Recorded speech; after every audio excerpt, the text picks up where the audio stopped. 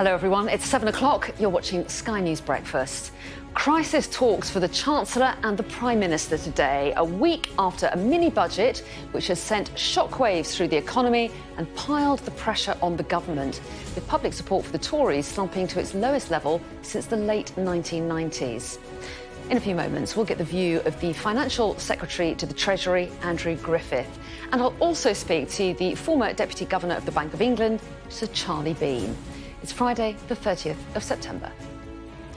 Damage control. The Prime Minister and Chancellor prepare to meet the head of the UK's independent fiscal watchdog after a week of turmoil. The talks come as pressure grows on the government, with Labour surging to its largest lead in the polls in over 2 decades. At least 12 people are dead and parts of Florida destroyed in what's been called a 500-year flood event as Hurricane Ian continues its path of destruction. Hurricane Ian will be casting a dark shadow for some considerable time over Florida, the Sunshine State. President Zelensky calls on Russians to stop their president as Putin prepares to formally annex 4 Ukrainian regions after what the West has called sham elections. Health check. A new survey reveals that NHS staff are missing meals at work and some are leaving for better paid jobs elsewhere. And police in Liverpool have arrested a man on suspicion of the murder of 9-year-old Olivia Pratt Corbell. Also coming up this morning, royal rebrand. The first coins featuring a portrait of King Charles are revealed. For years, we fought tooth and nail to get the recognition and the respect that we now have as a serious club, not some novelty act. And we'll be speaking to the star of an acclaimed new film about a secret affair at a fictional gay rugby club.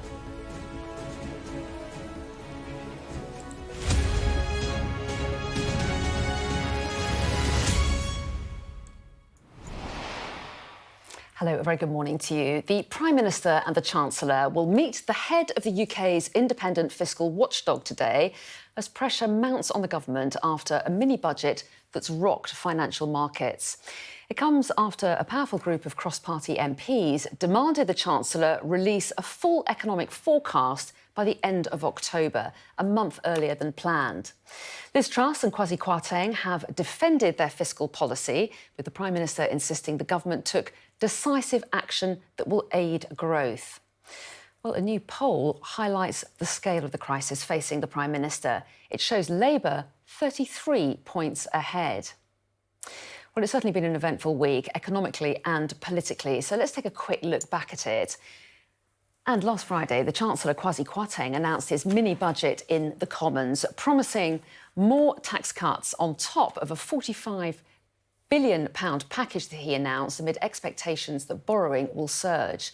The pound slumped almost immediately and had fallen to its lowest level in 37 years by mid-afternoon. Following more fallout over the weekend, the currency fell close to $1.03 early on Monday. That's a record low.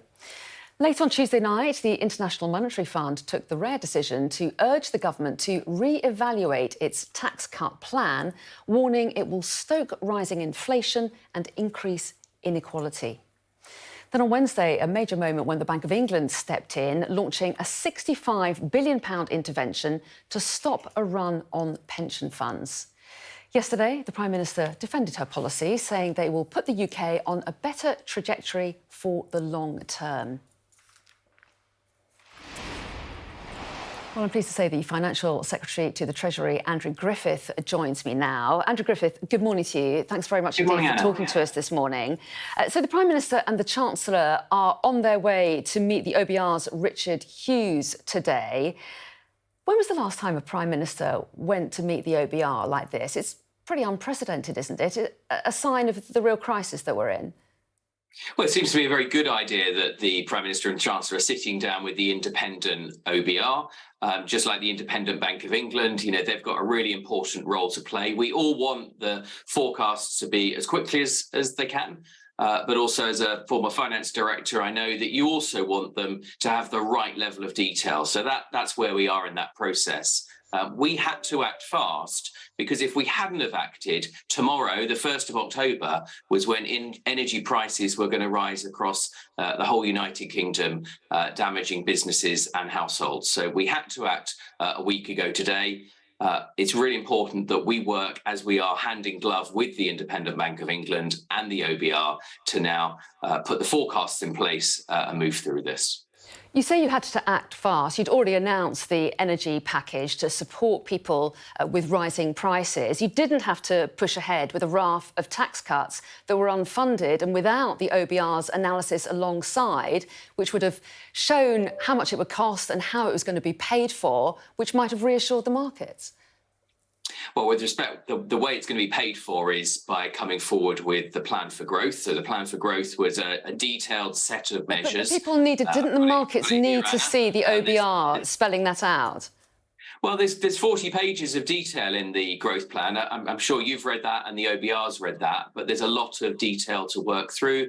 There's a very significant set of supply side measures to help the economy. There's measures to help prevent strikes that are just grinding this country to a halt. We've heard this week the Labour Party want to give more rights to people to strike. Within our growth plan is reducing the right to strike so that we can keep the economy moving. So with respect, if all we've done is come up with just the energy measures, important and critical and timely though they were, then you'd be sitting here asking us how we were going to get the economy growing. The OBR wouldn't be able to reflect that economic growth plan in their numbers as well. That's what the markets want to hear. They want to hear that we're all working tightly together as we are. I think the Chancellor and the Bank of England Governor have spoken every day this week, but also how we can put the credible plans in place that we need going forward. So if you accept that the markets need to see the government and the OBR working close together, do you accept then it was a mistake not to release an assessment from the OBR at the same time as the mini-budget? Yes or no? Well, Anna, the OBR at that point wouldn't have had access to the growth plan, as I said. No, they confirmed last night that they could have produced a forecast in time for the mini-budget. Well, that forecast wouldn't have had the growth measures in that plan. They would have been finalised in the hours before the Chancellor stood up. It was right that he did that first in Parliament, and there's a very significant amount of supply side measures that now over the coming weeks, and as said before, as quickly as possible, but in as much detail as necessary to give the credibility to those plans, that the OBR will want to be reflecting that significant supply side reform. You know, getting our energy the transition to a new clean energy going at real pace, building some of the infrastructure that hasn't been built for many years, making sure that we're bringing more affordable housing to the market. Okay. You've got to look at all of that in the round. And the forecast the OBR could have produced in advance would have been a static forecast that wouldn't have had the ability to reflect the growth plan that the Chancellor's brought forward. OK, so there's this meeting going on today with the OBR. Will we see a report from them ahead of that November the 23rd date that the Chancellor has given us so far? Will that be brought forward? Well, I think, Anna, the point about an independent OBR is that they've got to be given the freedom and ability to do that. I'm sure if they could, they would, and that's a decision for them. But it's not for me or anyone else to dictate that to them. So we might get one before if the OBR decides to produce one, that's what you're saying? Well, what I'm saying is we've got to respect the independent OBR, and with respect, I'm not coming on Sky News to tell or ask the OBR what to do. It's a shared endeavour. We need to provide the necessary detail of our plans. That's what we are focused on, and then the OBR will want to do their job and do that with the right degree of diligence to be able to come up with their forecasts. It's not easy. There are lots of moving parts. Controlling inflation is not easy. The impacts on the supply chain of Putin's aggression in Ukraine is cascading through many parts of the economy. Government's got a comprehensive set of measures designed to deal with the immediate crisis in energy and to grow the economy thereafter. And going into this, remember, we start this in a strong position. We have the second lowest level of debt to GDP of any of the G7 nations, and our economy is strong, resilient and flexible. And yet we've had chaos on the markets. We've seen the pound slump. We've seen chaos in the bond market as well that has seen an unprecedented move by the Bank of England to intervene. What did spook the markets? What would you say the reason was now? Well, we've seen difficulties in lots of international markets. This week, obviously, the UK has been quite challenging, but the German inflation figures that came out yesterday were an unprecedented level of German inflation, 11%. That's the highest since the single currency ever came to being. I suspect it's one of the highest in German history. Earlier this week, we saw the Nord Stream pipeline that this time last year would have been putting 160 million cubic litres of gas coming from Russia to Europe to help power all of our energy. Yesterday there was 0 litres of gas coming through that pipeline. So we're in a period, you've got to look a little bit about the wider context that we're in.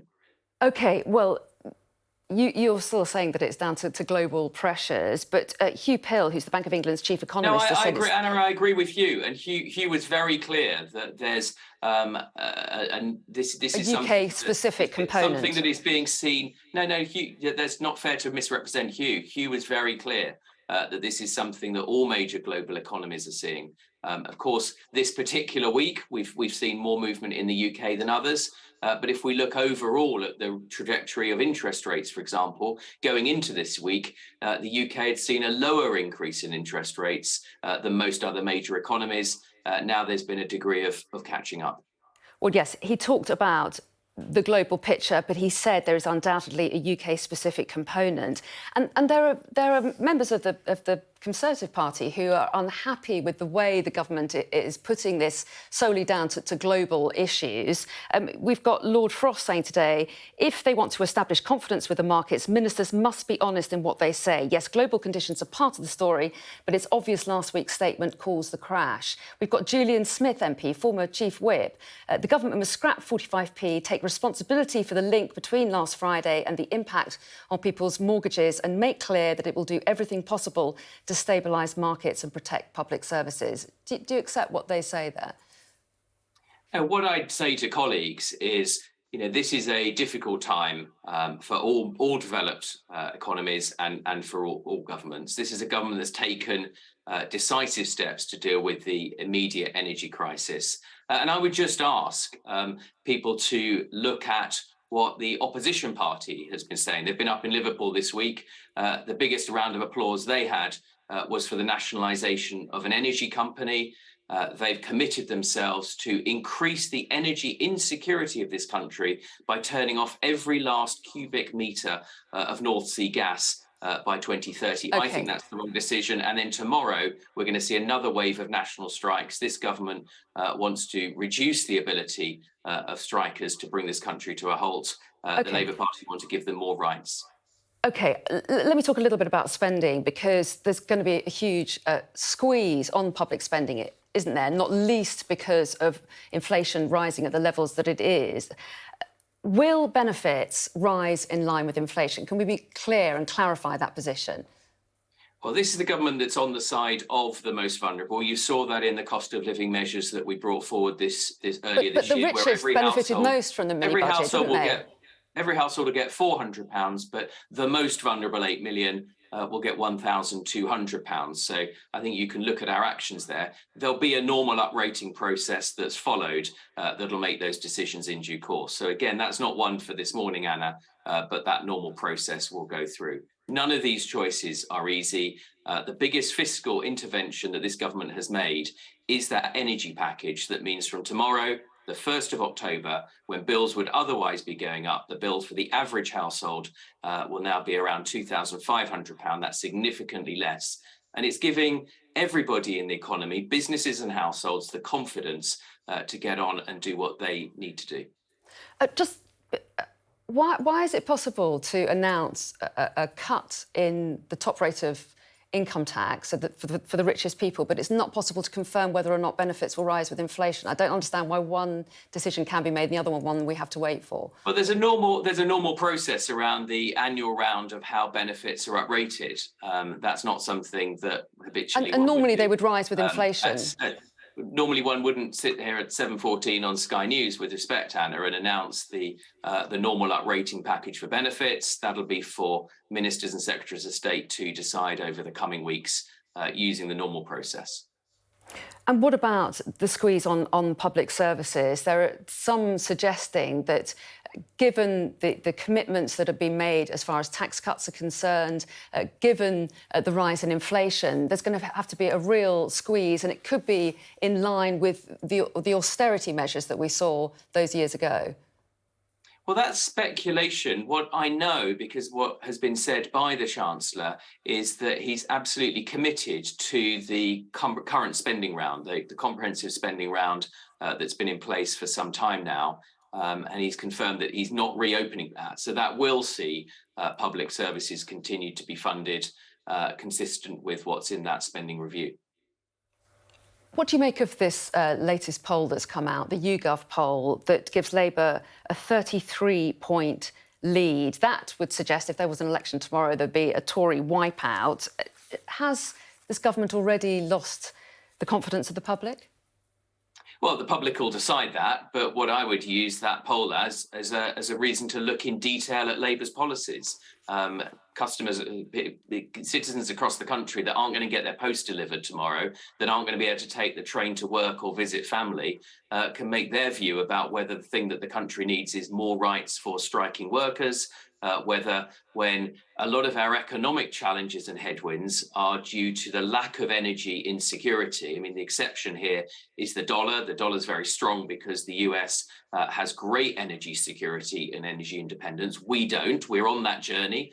This government's done a great deal to bring more renewable energy to come forward. I don't think what we need when we're trying to attract more investment into our renewable clean energy sector is a nationalised energy company that will deter that investment, or a virtue signalling commitment to turn off every last drop of North Sea gas by 2030 that will make us more vulnerable as an economy. That's what we heard from Labour this week.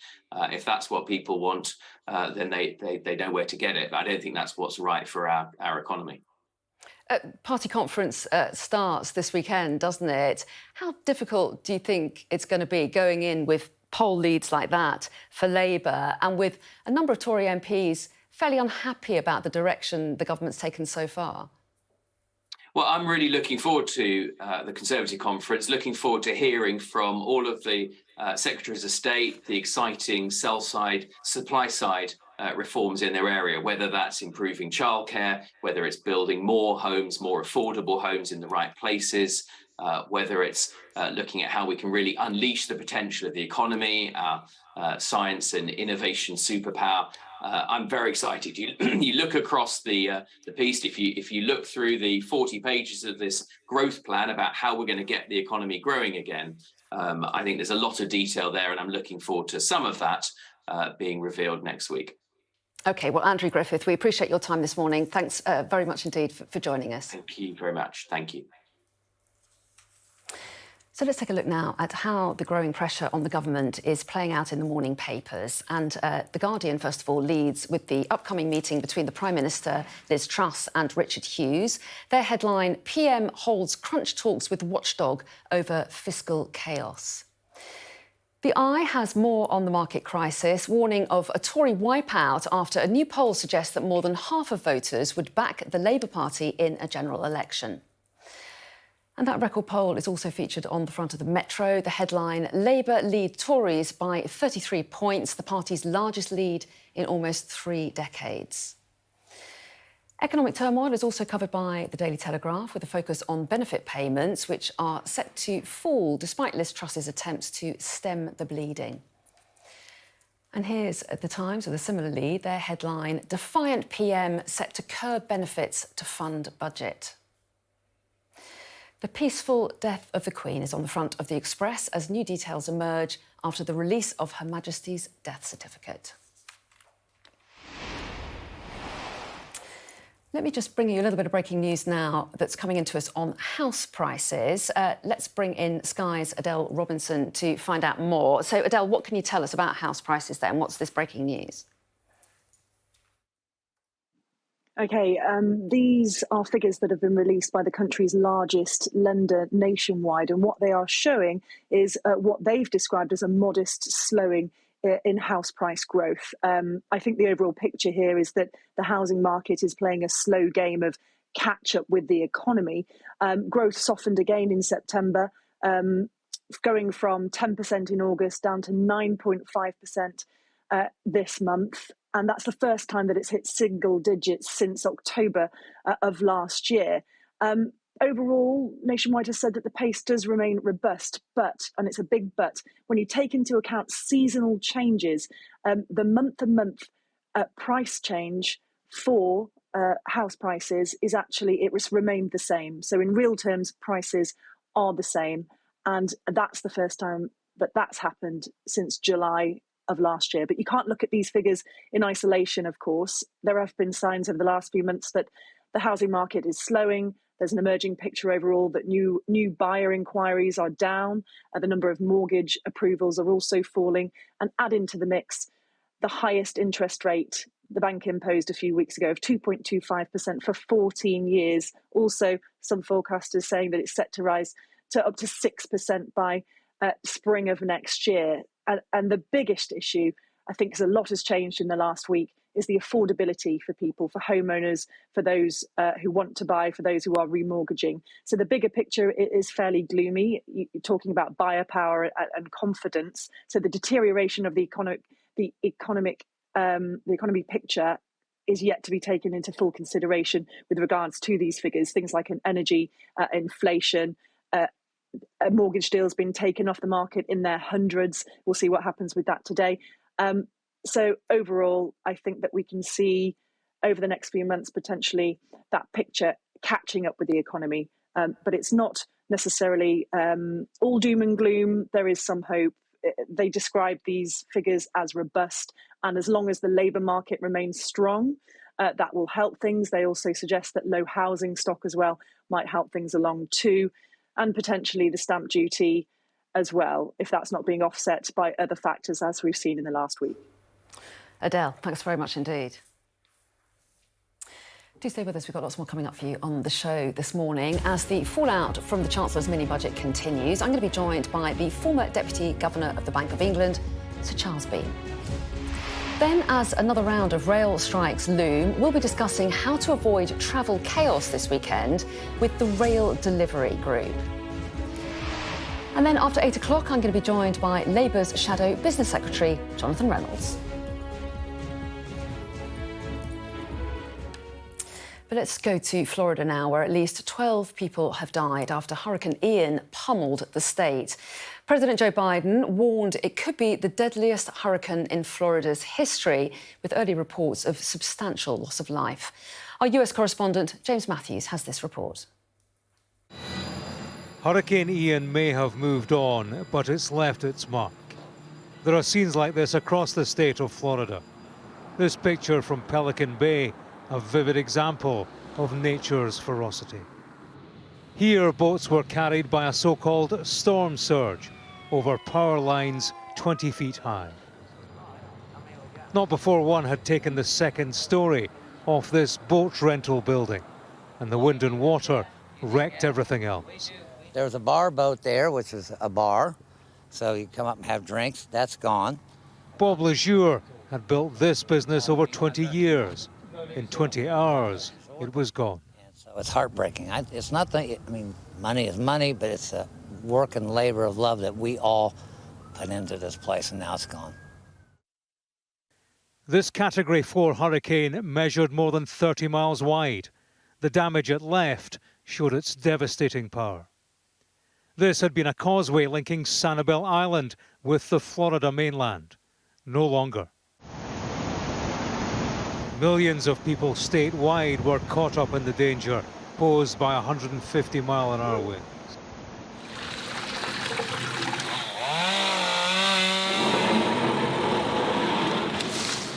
The town of Naples was caught in the hurricane's crosshairs.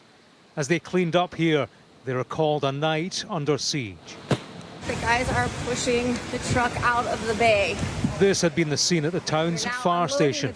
At the height of the hurricane, the building itself was flooded, leaving one fire appliance out of action. The water came up fast, and I think it started to affect the electrical system. The chief showed us the damage and shared his despair. I have 33 years on the job, and to not be able to go and help when we're called just eats at you. An added complication with this hurricane as it ripped through the state was the pace at which it moved. It was slow, and so it caused damage over an extended period. It also prevented rescue teams from taking to the road and reaching people in danger. In Naples, they've been recording these historic scenes, tourists in their own town. Their landmark pier bears the scars of Hurricane Ian. Across this town and this state, it has been a tough ride. James Matthews, Sky News, Florida. And James sent us this update from Fort Myers Beach in Florida. You join me in the getaway marina just next to Palcom Bay. Very popular, this part of Florida, with tourists, with fishermen. They used to congregate here. This used to be a two-story office where boats would be rented. There was a coffee shop behind. As you can see, it's only one story now. The second story was removed by a boat carried on the water. What happened was that boats in Palcom Bay were carried by the storm surge created by Hurricane Ian, lifted 12 feet and more in the air and taken that way at a height that got them across the power lines. And you can see in the distance, just in amongst the trees, those extremely expensive boats that were carried on the water, and they lie there abandoned on the other side of the road. They're also on this side of the road, and you can see, you get a sense of the scale of destruction. Boats, debris carried like toys by the power of Hurricane Ian, and this will take months and many years to repair, and that's a situation duplicated across this state.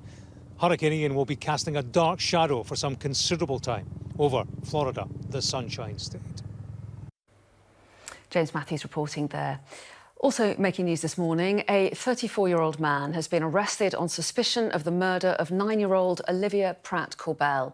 Olivia was killed in Dovecote in Liverpool on the 22nd of August after a gunman fired shots into her home at about 10 o'clock in the evening as he was chasing another man. Police say the investigation is ongoing and appealed for people with information to come forward. Energy bills are increasing for millions from tomorrow. New research from uswitch.com showed that 20% of homes will need to cut their use of energy to be able to afford the bills this winter. The rising cost has led to nearly 9 in 10 making a change around their homes to prepare for the winter and the expected cost rise. The government's energy price guarantee caps a typical household bill at £2,500. The Queen's cause of death has been listed on her death certificate as old age. National Records of Scotland published the Queen's entry in the Register of Deaths. It says she died at 3:10 p.m. on the 8th of September. The document lists the former monarch's occupation as Her Majesty the Queen. It was signed by the Queen's daughter, the Princess Royal. To the war in Ukraine now, and Vladimir Putin is set to host a ceremony annexing 4 regions of Ukraine following referendums widely denounced as a sham. And ahead of the announcement, Ukrainian President Volodymyr Zelensky used his nightly address to call on Russian citizens to stop their president. Everyone in the world understands well what such an attempt at annexation would actually mean. It will not mean what the Kremlin hopes for. But to stop this, you will have to stop the one in Russia who wants war more than life, your life, the citizens of Russia.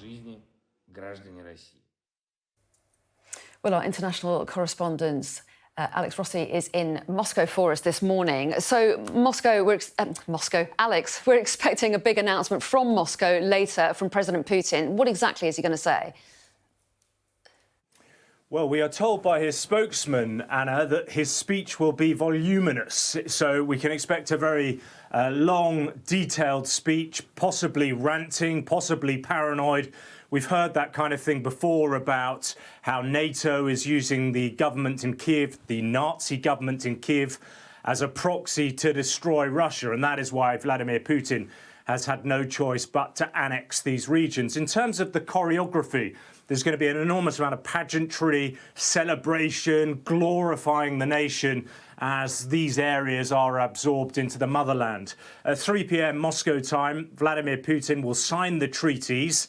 That will mean the annexation is moving into law. It will have to go through the Russian parliament, both chambers of that, the constitutional court as well. So there'll be a lot of hyper-legalistic stuff as well. In the upside-down world of Putin's Russia, the law is everything. It gives it a veneer of legitimacy. But of course, these referenda, we shouldn't really even call them referenda, the so-called referenda, the pseudo-referenda, are a sham. They've been taking place in areas that Russia has taken through conquest, areas that, incidentally, it doesn't even control all of politically or militarily. The areas we're talking about 40,000 square miles, about the size of Portugal, so a huge chunk of Ukraine, about 15% of the country. But what it does mean for Vladimir Putin is it gives him a strength to the argument that he's been making already, that this isn't just a limited war that Russia is fighting. It is now fighting an existential war. The West and Ukraine are trying to take parts of the motherland. It's an attack on Russia, which helps with the mobilization effort here, which has been profoundly unpopular. When it comes to that, when you aggregate all the people that have left the country, these are men of fighting age, about 200,000. So that's more than the number that started in the initial invasion. So it strengthens his hand in that. But it also escalates as well with the West, because once these areas are absorbed into Russia, Russia can legally use all weapons at its disposal to protect them, including nuclear weapons. They fall under Russia's nuclear umbrella. So there's an element of nuclear blackmail here as well, but it won't do any good. You heard from Volodymyr Zelensky, the Ukrainian president. They are going to continue trying to take back the land that is theirs, that was taken by an invading force, and I don't think it will dent Western support either. Alex, thanks very much indeed. Now, a new survey has found NHS nurses are skipping meals to feed and clothe their children, and staff are finding it hard to make the journey to work due to the rising cost of living. One mental health nurse, Victoria, told us she's struggling with the cost of living and childcare costs in particular. And sometimes I end up having to tell my son, we're not buying this today, or let's say uniform or shoes, we'll buy it next month. I might end up in a position whereby either I'll have no money at all and I would have to look of no money for food, then I would have to actually maybe go in and find out if I can get help and get food vouchers in order to go to a food bank. Well, let's bring in our correspondent, Matthew Thompson. And it's a story that we're hearing quite often now, isn't it, Matthew? It is, I mean, right across society, but I think this survey reveals really starkly for the first time the scale of the impact of the cost of living crisis on NHS staff. You heard there nurses skipping meals at work in order that they can feed their own children. The survey also found that staff absences in the NHS are spiking towards the end of the month because some staff are simply unable to afford the travel costs to get to work in the days before payday. And in fact, the situation is so severe, the survey found, that many lower-paid members of NHS staff, healthcare assistants, porters and the like, are leaving the health service for better-paid jobs in other sectors like hospitality and shops. In fact, 68% of the NHS trusts that responded to this survey reported severe or significant impacts from staff leaving their jobs. And if we add that to another analysis by the Nuffield Trust healthcare think tank out today, which shows around 1 in 9 nurses left the health service in the last year for reasons like burnout and stress, and you can see how we could quickly be on the verge of something of a staffing crisis within the NHS. And NHS providers, which represents NHS trusts across the country, and did this survey, they have called for realism from the government in the face of what they called below-inflation pay increases for staff this year. Now, the government has said in a statement that we know NHS staff are struggling with the cost of living pressures, and we've given over 1 million NHS staff a pay rise of at least £1,400 in line with the recommendations of the independent pay review body. Frontline staff, they say, have access to 40 nationwide health and wellbeing hubs backed by £45 million in 2022-23. And they finish, we've commissioned NHS England to develop a long-term workforce plan to recruit and train more staff. And we know that the government has been keen to try and uplift the numbers of nurses and doctors in the last couple of years. But if increasing numbers are leaving at a faster rate than they can be hired, well, the recruitment process is running to stand still, or even worse, falling behind, leading to staff shortages. Matthew, thanks very much indeed. Still here on Sky News Breakfast, I'll be talking more about the financial turmoil and be joined by the former Deputy Governor of the Bank of England, Sir Charles Bean.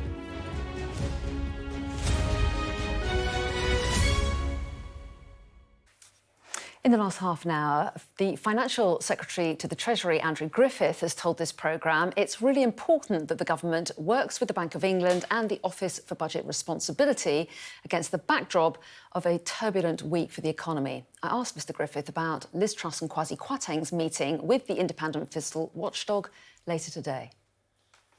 It seems to be a very good idea that the Prime Minister and Chancellor are sitting down with the independent OBR, just like the independent Bank of England. You know, they've got a really important role to play. We all want the forecasts to be as quickly as they can.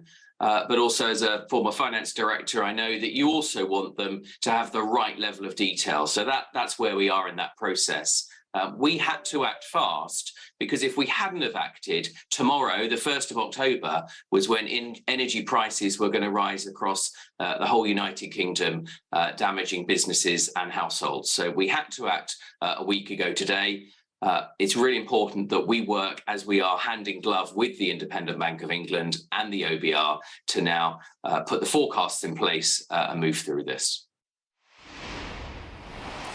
Well, joining me now is the former Deputy Governor of the Bank of England, Sir Charlie Bean. Very good morning to you. Thanks so much for talking to us this morning. Good morning. First of all, I want to get your take on this meeting with the OBR by the Prime Minister and Chancellor. You were on the OBR's committee. Just how unusual is it for a Prime Minister to visit the head of the OBR? Well, I should emphasise it's the chairman of the OBR visiting Downing Street, not the other way around. But it's unusual for there to be meetings with the Prime Minister. There's regular meetings with the Chancellor, both of the chairman of the committee alone and the three members of what's called the Budget Responsibility Committee, of which I was a member, during the course of preparations for a budget and other major fiscal events. This particular meeting obviously is quite unusual, and the context for it is quite unusual. Do you welcome it happening? Well, I welcome it from it. Well, I welcome it happening, but there is an element of closing the stable door after the horse has bolted. Clearly, one of the factors that has contributed to the market turmoil after the fiscal event last Friday was the absence of any accompanying assessment of the overall state of the public finances, which is what the OBR is obliged to provide twice a year, normally alongside the budget and major fiscal events.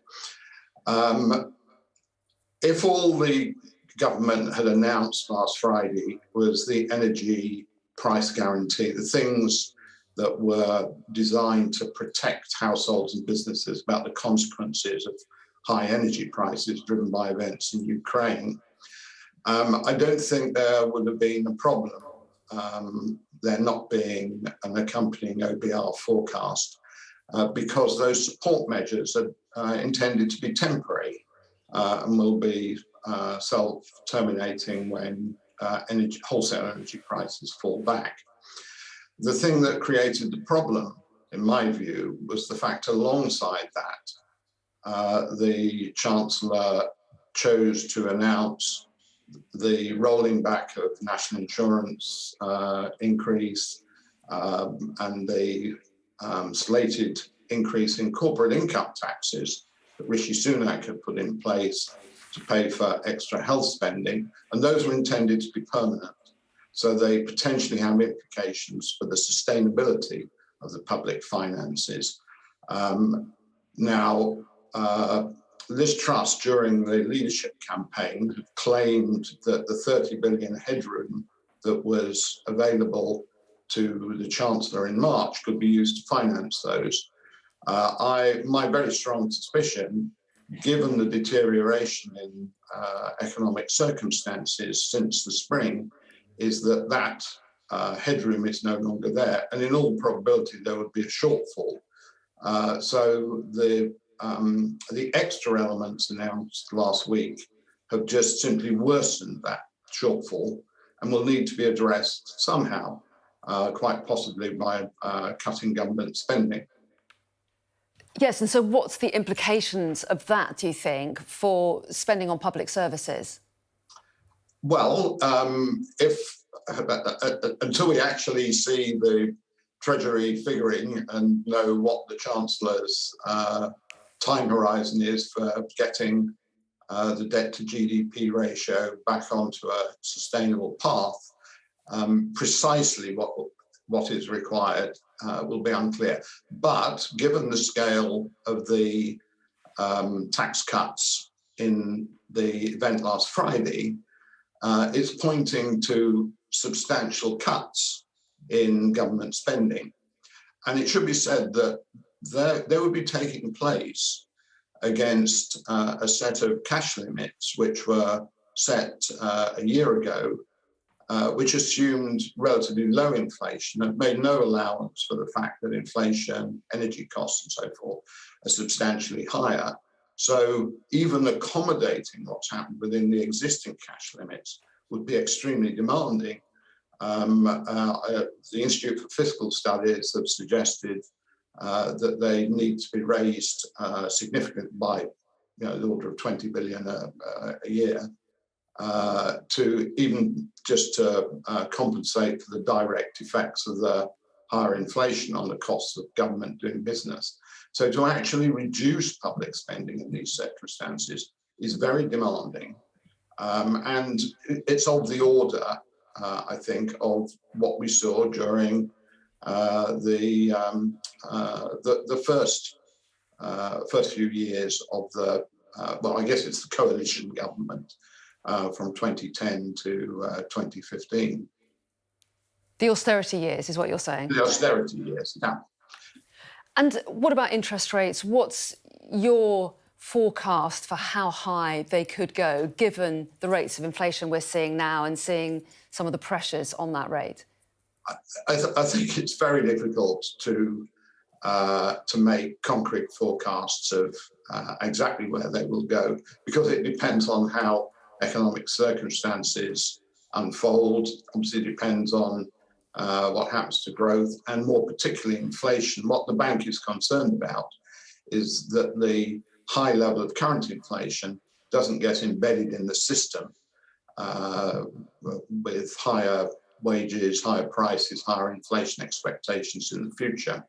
We don't know how strong those so-called second round effects will be. So the bank will be monitoring them as they unfold. What is clear, though, I think, without any doubt, is that bank rate has to rise substantially more from where it is at the moment. And the bank, even before the fiscal announcement last week, had indicated that that was the case and that interest rates would continue to rise for a while. So I think we're looking at a minimum of something in the 4% range. Some people in the markets are conjecturing as high as 6%. I wouldn't say it's impossible. Personally, I suspect it won't need to go as high as that, because there will be enough slowing in the economy anyway to moderate those second round effects, which the bank are so worried about. So, Charlie Bean, very interesting to get your take on events of this week and what it means for the future as well. Thanks very much indeed for your time. We really appreciate it. You're welcome. So, lots to chew over with our political correspondent, Rob Powell. Very good morning to you, Rob. Nice to see you. So we've heard from the government this morning, and we've also just heard from former Bank of England Deputy Governor. Where are we at the end of a turbulent week?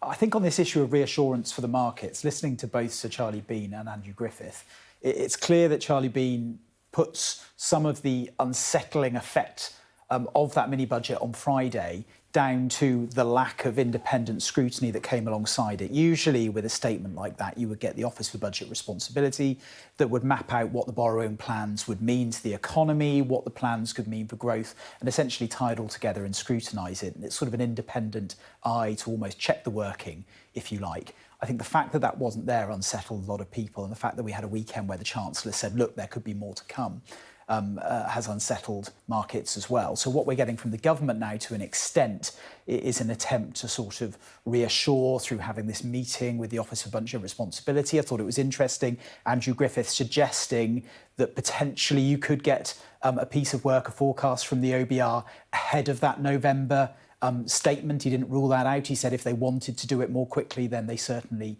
would. The danger is, as Charlie Bean said there, could this be closing the stable door after the horse has bolted? The other side of this, I think, is about what these tax cuts will mean for the amount that government spends on public services, and if there are to be cuts, where those will fall. You questioned Andrew Griffith about whether benefits will be uprated by the rate of inflation next year. So if you were going off the rate of inflation this autumn, that could mean almost a 10% rise. He said the normal process would be going through. Now, that isn't a guarantee, and the normal process could mean that it is changed to something like earnings, which would be a lot lower. So I think that would be a difficult political point for the government to be in, essentially cutting taxes for the very wealthy, but then cutting benefits for the poorest. Now, the Royal Mint has confirmed that coins featuring a portrait of King Charles III will gradually enter circulation from December. The King's image will appear on 50p coins first, and then will be followed by a commemorative £5 coin featuring 2 new portraits of the late Queen. Our royal correspondent, Rhiannon Mills, reports. It's a huge change. After 70 years of his mother's face looking back at us, her son now takes her place. Facing the opposite direction to the Queen, as is traditional when there's a new monarch, the effigy of King Charles III features on 2 memorial pieces, a £5 coin and a 50p, coins that also still feature the Queen. It was really important to us that the King had input to this design, so working very closely with not just the designer Martin Jennings, but also having sign-off with the King himself to make sure there was a seamless, empathetic way to end Her Majesty's reign and to actually signal the new reign of a new King. Because on the back you have... Here we go. His mother's face. We have the 2 images of Her Majesty herself, beginning and end of reign. Designed by sculptor Martin Jennings using photographs, it was only signed off by the King this month and shows what some might say is a softer, less obviously regal image than previous monarchs. These coins are so special that I've been told I cannot touch them. You might end up being lucky enough to get one of these 50p because they are going into circulation. But in terms of the King's face appearing on all of our money, that is not going to happen anytime soon. When the Queen's father died, his coins were still used, and now mother and son will, in essence, co-circulate alongside each other. Mary Gillick, the artist, wanted to put a wreath around Elizabeth's head, which is a very traditional thing on coinage portraits. And when she had a sitting with the Queen, she said this to Elizabeth. And Elizabeth II said, well, please don't make me look too much like Julius Caesar, was the comment she made back. An incredible character forever immortalised in our money, with around 27 billion coins still in circulation. And equally remembered by a son who feels that all this change should not overshadow her. Rhiannon Mills, Sky News, in central London.